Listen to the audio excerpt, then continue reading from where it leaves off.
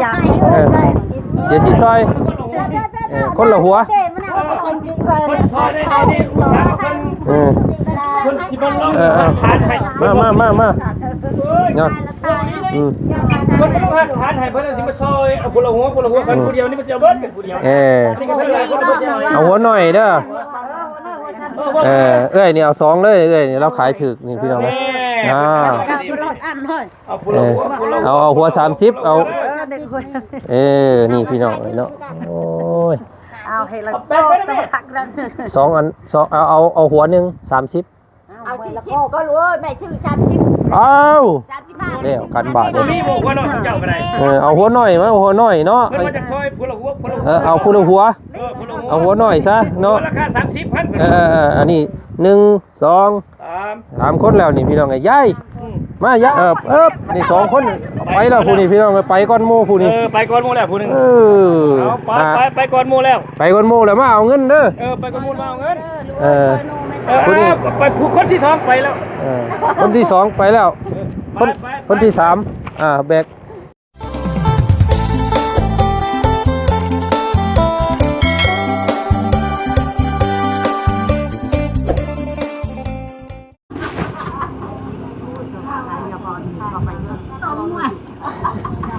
ชายเต้าได้จะถ่ายรูป โอ้พี่น้องเนาะตอนนี้ทางบ่าวจันทร์กำลังสิเดินทางกลับบ้านสลุดตาก็เลยไหว้จากรถลงมาพี่น้องเลยเนาะพบพ่อกับอันลูกเบลูกระเบิดใหญ่ซี่ชุบรูปทราบลาบอยู่พี่น้องเลยป๊าดโตตามหิมทางเด้อพี่น้องเลยนี่เนาะเบิ่งคักๆนี่คือลูกปืนใหญ่อย่างเนาะอย่างซี่ทราบลาบอยู่ เจ้าพี่น้องไงมื้อนี้มาทักมาทายมาเยี่ยมมายามคุณยายที่อยู่ข้างทางนี่ก่อนเนาะเพิ่นขายดีขายได้ขายมานอยู่บ่มื้อนี้เนาะคือหลายแท้เอ้ยมื้อนี้เนาะบ่ได้ขายบ่มือบ้านมือบ่ได้บ้านนั่นแล้วเป็นหยังคือบ่ได้ขายหลายคนเด้รถแล่นไว้โพดไปเลยมันเขาจอดเขาก็อยากเนาะอยากให้รถจอดบัดหน้าไปเอาเล็กตะปูวานไว้แถวนั่นเนาะมันจะจอดแล่นไว้โพดจอดก็จอดหักเข้าไปชื่อเขาบ่อยากเพิ่นบ่อยากยามเขาอยากใช่เล็กตะปูให้ก็แม่เป็นโทษตาเนาะโอ้ยพี่น้องเอ้ยมาเยี่ยมมายามมึงก่อนโอ้ยซื้อซอยแม่แน่จักสิซอยไผบาดนี่หลายคนก็ดอกเนาะเว้ยนี่พี่น้องเอ้ยเนาะนี่ได้แต่ก็บ่ได้ขายแม่นบ่ขายแพงไปจักยายเขาไม่ได้ขายไปตลาดก็พอน้ำหนักได้ไม่ได้ใดจังแม่ก็ทุกข์โอ้ยเนาะมีอย่างแน่ย่ายมื้อนี้มีขายแน่มื้อนี้ไม่ได้ขายโลมีแต่หนูโดนหนูก็หอยตาบซาบอยู่พี่น้องเอ้ยเนาะตัวเดียวพอหรอกนี่หมักเป็ดหมักพายหมักเขือหมักแข้งนี่ครบเลยเนาะปูหมักกระต้งกระแตบก็มีเนาะอันนี้หลายเจ้าบ่นี่นี่ก็เจ้านึงกันนี่เนาะอันนี้แม่เท้าอันนี้นะเจ้าเด้สมมุติว่าขายบ่หมดนี่เฮ็ดในใดบัดนี้ยายเฮ็ดในไหนเป้มือแบกมืออีกโอ้เนาะขายบ่หมดนี่ก็แก้มืออีกมื้อแรงมื้ออื่นน่ะแก้มาใหม่แก้มาใหม่โอ้ยเนาะตายแล้วได้ขายจักยอดแล้วมื้อนี้ได้ขายจักอันใดขายยอดนึงเฮายอดนึงแม่เฒ่ายอดนึงปู่ก็บ่ได้ขายเลยผู้นั้นบ่ได้ขายเลยเอ้ยเพิ่นเอาบ่ได้ขายจักยอดเลยสิพี่น้องสิเฮ็ดนี่เลยเด้ซอยเพิ่นบาทนี่เนาะไปขายแล้วบ่ได้ยอดสิซอยเพิ่นบัดเงินบ่มีบาทนี่เฮ็ดนี่เลยโอ้เนาะยายขายหัวเท่าใดนี่50อันนี้ก็50นี่ ไปทำคลิป หัวน้อยนี่30ถามเนี่ยอันนี้คือหลายแท้เอามาได้ใส่อันนี้ พูดในบ้านพระรองเลยเขามาขายแล้วก็แม่ซื้อต่อเอาลูก โอ้ ขายเองมาเฮ็ดเองบ่ได้ ไปปลูกเองบ่ได้เพิ่นปลูกบ่แม่ ขาย เพิ่นปลูกบ่คือเพิ่นอันน่ะ อยู่ป่า นั่นแหละมันเสร็จอันนั้น มันเป็นเองมัน นั่นแหละ อยู่ในป่านี่ยังได้ขึ้นไปเอาสิบ่เออ ปีนี้แหละมันยังได้ปีหน้าปีฮือทำบ่ได้เลยลูกเอ้ย อืมเท่ากับแบบว่า2-3ปีมีเทื่อนึงเนาะเผื่อมันสิปงยอดใหญ่เนาะ แม่น ถ้าเฮาไปเอาปีนี้แล้วก็ปีหน้าปีฮื้อเพิ่นได้สิได้นี่เนาะ นะ เออ ข้างหน้าข้างในคือสิบ่มีเลยลูก อื เอ้ย ม แม่เฮ็ดชวนหมดแล้ว อ่า หมดเขาทางให้แล้ว เนาะอีก2-3ปีข้างหน้านี่0,000บ่มีได้นี่เนาะ บ่มีแล้ว โอ้หากินยากเลยนี่พี่น้องเนาะเพิ่นเอิ้นหัวเตาเนาะ เตาเพิ่นเอิ้นหัวเตาใหญ่พี่น้องเนาะมื้อนี้โอ้แม่ก็ขายคือกันเนาะในตู้ก็ขายเนาะ ขาย แล้วกับผู้นั้นก็ขายบ่ ขาย ขายบ่เลย เจ็ดยอดคันคูลยอด 7ยอด 3721210,000อ๋อตัวเสีย แม่ไม่โน่เด้อไม่ทางไม่ติโน่ หนูโอ้ยพี่น้องไงเนาะไก่สำรวจนี่เนาะคอยสิเอาเบิ่งสิซอยผู้ใดก็เสียใจบาทนี่หัวน้อยๆแนวๆนี่เท่าไหร่นี่ 30 อันนี้ได้ ตัวนี้ก็30 หัวใหญ่ในหัว50แม่ยังข้างยังมือก็ขมังแล้วยังสองนี่ขานี่ละ ได้ไข่แต่หัวหนึ่งแต่เสานี่ หัวน้อยตัวนี้ก็30บ่บ่20,000บ่ได้บ่ นี่ตัวนี้ก็30นี่ อืม มาเสานี่รถชื่อน้ำเข่าเลยนะ โอ้ บ่ได้ไปเฮ็ดเองชื่อน้ำเข่าชื่อ เบิ่งเงินก่อนเนาะสิซื้อซอยก็โอ้ยเบิ่งอีดูเพิ่นบัดอีดูตนเพิ่นบัดตัวเองเบิ่งเงินก่อนโอ้พ่ออยู่บ่บาทนี่เนาะแม่ก็โทษนั้นช่องยอดนี่แม่คอ50ก็ได้ ฮะ ว่าแม่คอนำ50 สองยอดนี่ ต้องยอด50เนาะ โอ้ แม่คอนำกระเถิดแม่จะช่องยอด เนาะ ได้ช่องยอดนี่ สิค่อยสิเอาเมื่อเฮ็ดนี่ได้กินมันสิเบิดนี่ ให้กินมันชีวิตไว้จะเป็นแสบดอก เออ แต่มันบ่สาดมันบ่ครับ เฮ้ยยายพี่ยายน้องเนาะเออเนาะทำกินผู้เดียวนี่มันบ่เบิดได้เนาะโอ้ยเราขาย2อัน50เนาะมาเดี๋ยวสีซอยที่เดียวก้นด้วยกันเนาะเอาผู้ละหัวอันนี้30เอาหัว30เด้อมา เพิ่นว่า เอาผู้ละหัวมาลงมา คนนี้ ลงมาเบิ่งอยู่เดี๋ยวสีซอยคนละหัว คนซอยได้นี่อุตสาหกรรมคนสิบ่ลองทานให้ มาเนาะ คนบ่ทานทานให้เพิ่นสิมาซอยเอาผู้ละหัวกันผู้เดียวนี่มันจะเบิดเป็นผู้เดียวนี่ก็เท่าไหร่คนผู้เดียว เอาหัวหน่อยเด้อเอ้ยนี่เอา2เลยเอ้ยนี่เราขายถึกนี่พี่น้องนะเอาผู้ละหัวเอาหัว30เอา เด็กคน นี่พี่น้องเนาะโอ้ย เอาให้เราโตต้องหักแล้ว 2อัน2เอาหัวหนึง30 เอา40ก็รู้แม่ชื่อ30 อ้าว 30บาท แล้วกันบาท บ่มีบอกว่าเนาะเจ้าก็ได้ เอาหัวหน่อยมาหัวหน่อยเนาะ เพิ่นมาจากซอยผู้ละหัว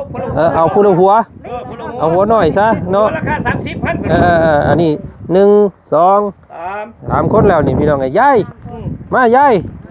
ายผู้นี้เพิ่น ได้อยู่บ่หัว30เพิ่นถามมานะ ได้อยู่บ่30เนาะนี่เนาะ 30เพิ่นสิซอยคนละหัวเพิ่นว่า สิซอยมา ตอนนั้น40แต่ว่าลูกเอ้ยคนใหญ่เขาสิเบิ่ง เพิ่นว่าเจ้านี่หัวใหญ่เพิ่นว่า ของยายนี่บ่ หัวหน้าสิซอยอยู่บ่จักหัวเพิ่นว่าแต่หัวใหญ่เพิ่นว่า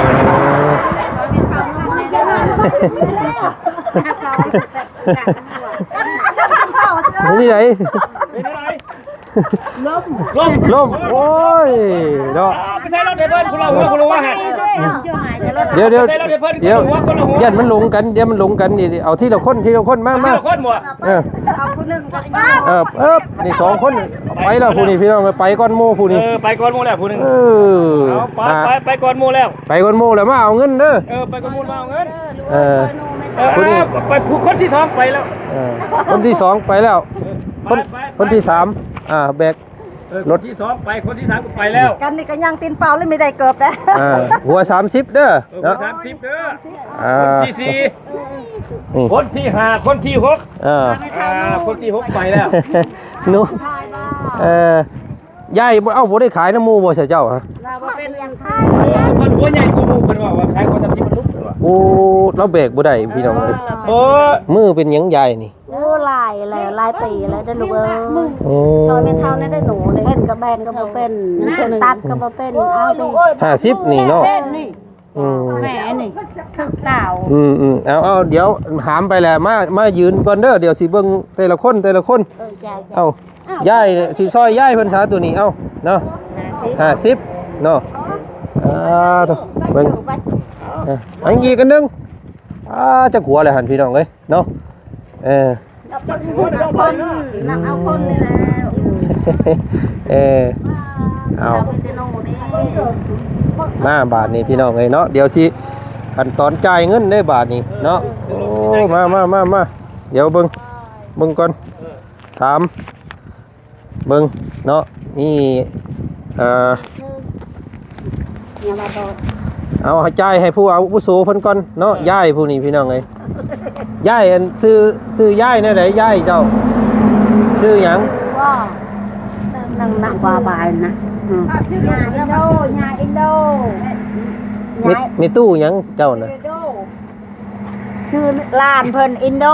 บ่ซื้อย้ายนี่นะซื้อเจ้าเอง เด้อนะสิพาขนมกระเติงบ่ชื่อแม่เองบ่ โดย นางทด ทนโอ้จังพ่อจังว่าทนท่านเนาะนั่งเบิดมือทนอีหลี นั่งเบิดมือทนอีหลีเนาะเจ้าเนาะทนสมซื่อมีตู้ทนเป็นกำลังใจให้เด้อซอยเนาะซอยย้ายหัวนึงเนาะพี่น้องขับใจโดยเอาผู้ใดอีกมาต่อมาบาทนี่พี่น้องไอ้เนาะมีตู้ทนเนาะของเอ้ยอันผู้นี้เนาะ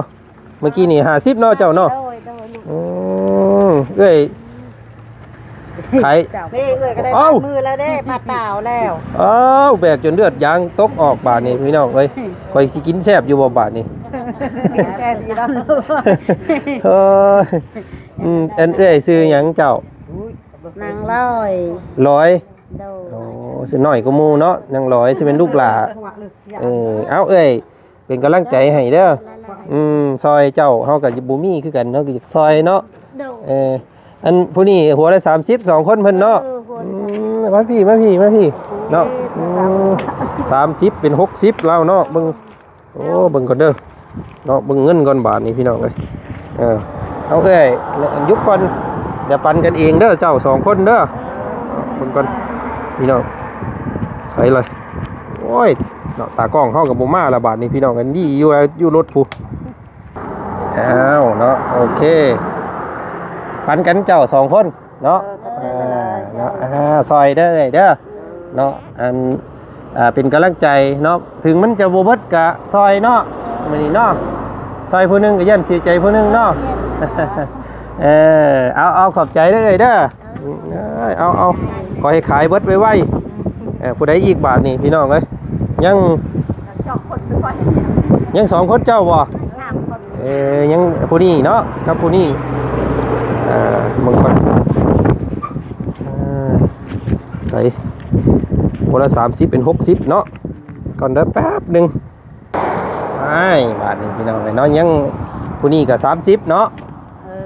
ผู้นี้40เจ้าเนาะโอ้ยายเพิ่นนี่เบิ่ง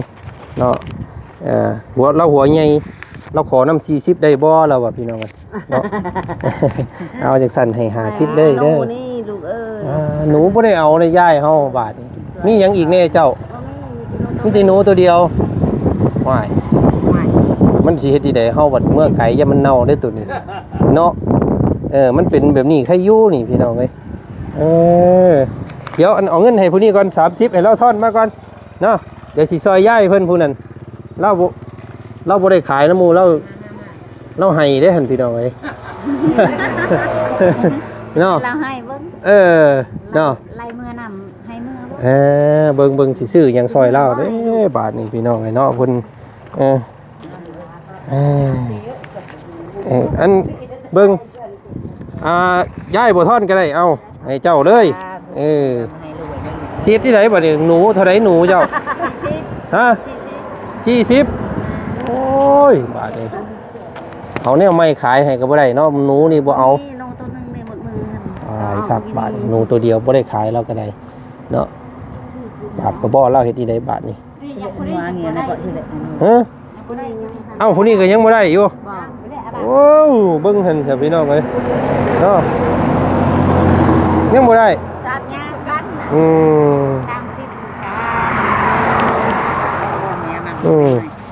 เอ้าทอนมาให้ข่อยว้าวไปให้เลยบ่เป็นหยังหรอกให้เด้อก็บ่มีเงินให้ยายผู้นั้นแล้วบัดนี้เงินเบิดได้เนาะยายเนาะไอ้นี่ไหนบาทนี่30มาอีกหัวนึงซั่นนะสิซื้อ2เป็น60แบกขึ้นให้เฮาอีกเนาะโอ้ยายเพิ่นนี่บ่ได้ซื้อซอยเพิ่นสิเอาให้เพิ่นซื้อเนาะจังได๋สิว่าบ่ครบกันทุกคนสิว่าฝนตกบ่ทั่วผ้าเนาะ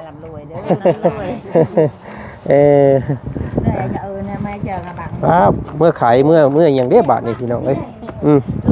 เอาจักหัวแล้วหั่นเนาะเต็มรถจักอันนี้พี่น้องเอ้ย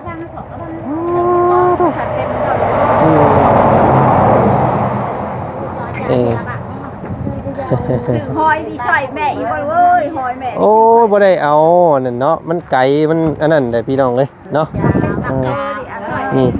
สรุปทราบลาบอยู่บัด300,000 บาท300,000กีบพี่น้องเอ้ยซอยเนาะขอบใจเด้อมื้อนี้เด้อเนาะมื้อหน้าสิมาใหม่เนาะลูกลำรวยได้โดยเลข6โตเด้อโตเดียวก็ยังบ่ถึกอยู่เนาะเพิ่นมาขายอีสังเถิดโอ้มาขายตัวไม่ขายมันต่อเนาะมาขายต่อให้ชุบเจ้าได้ซื้อเอาต่อโอ้เป็นแม่ค้าขายต่อตัวนี้พี่น้องเนาะอ้าวจังซั่นเมื่อป้าก่อนบาดนี้เดินทางเด้อยายเด้อมื้อหน้าสิมาดินน้ำไม้เด้อโดยเอาเนาะมื้อหน้าก็ลดให้กันนี่เด้อมื้อหน้าซอยเฮาเด้อมื้อหน้ามื้อนี้เฮาซอยเจ้า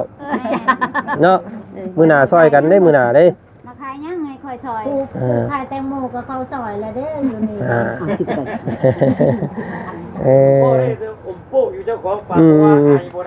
พี่น้องไงเนาะเอ้าโอเคสันจากเมื่อก่อนเดินทางก็สิฮอดบ้านพี่น้องไงเนาะเซโนโอ้ยเมื่อเซโนนี่เมื่อเซโนสวรรค์พุ่นแหละพอแล้วเนาะมื้อนี้เบิดเงินแล้วแม่นเดี๋ยวจะเทื่อตีนรถหัวเด้บ่ขอบใจเพิ่นหลายๆเอามื้อป้าก่อนเด้อบ๊ายบายสบายดียายสบายดีเนาะเจอกันใหม่เด้อโอ้ยพี่น้องเอ้ยเนาะมาแต่ละรอบนี่หอบเงินมากกับพ่อพี่น้องเอ้ยเนาะเพราะว่าหลายซอยผู้ใดก็ใจก็เจ็บเนาะอยากซอยเบิดคู่คนเอามื้อนี้สนับสนุนซอยเพิ่นซื้อลูกปืนใหญ่โอ้หลายโตบได้ไปเบิ่งก่อนพี่น้องจักหัวเลยเพิ่นขายให้เนาะนี่เต็มรถอายะบาทนี่พี่น้องเนาะโอ้นี่ใส่โถของเก่งบาทนึงพี่น้องหัวละ30,000ก็ประมาณ50 บาทหัวหนึ่งเนาะหัวละประมาณ45 บาทต่อหัวพี่น้องเอ้ยเป็นเงินบาทเนาะก็โอ้เบิดไปหลายเติบได้พี่น้องเอ้ย45 บาท1 2 3 4 5 6 7 8 9หัว9 45โอ้เบิดประมาณ400 500เนาะประมาณนั้นพี่น้องไปซะเนาะโอเคคลิปนี้เนาะพี่น้องขอคนหนึ่งกำลังใจหนึ่งได้หนึ่งแซ่ให้เพื่อเป็นกำลังใจเนาะช่วยพ่อแม่พี่น้องเป็นกำลังใจชาวบ้านเนาะสู่ต่อไปเนาะกับหมู่บ้านนี่แหละพี่น้องขึ้นกับเมืองพินแขวงสวรรณเขตพี่น้องเนาะเป็นหน่อยก้อยทางขายเครื่องกินธรรมชาติพี่น้องเลยเนาะขายมาจากของป่าของลงเนาะก็หากินยากดิตัวนี้3 ปีมันสามารถตัดได้เทื่อนึงเนาะ3 ปีเพื่อได้สิได้ตัดเพิ่นอีกนี่พี่น้องเลยเพราะว่าเขาได้ตัดหัวนึงไปแล้วนี่เพื่อเพิ่นสิปงงอออกมาอีกเนาะก็ประมาณปี2 ปีจึงจะได้ขายเทื่อนึงว่าซั่นซะเนาะเจอกันใหม่เด้อปีนี้พี่น้องเบิดแล้วเบิดเงินเบิดเวลาเนาะไปพี่น้องพ้อกันขอบพระคุณหลายๆขอให้มีแต่ความโชคมาร่ำรวยเจริญรุ่งเรืองหน้าที่การงานเบิดสุขสุขคนไปแล้วสบายดีเด้อ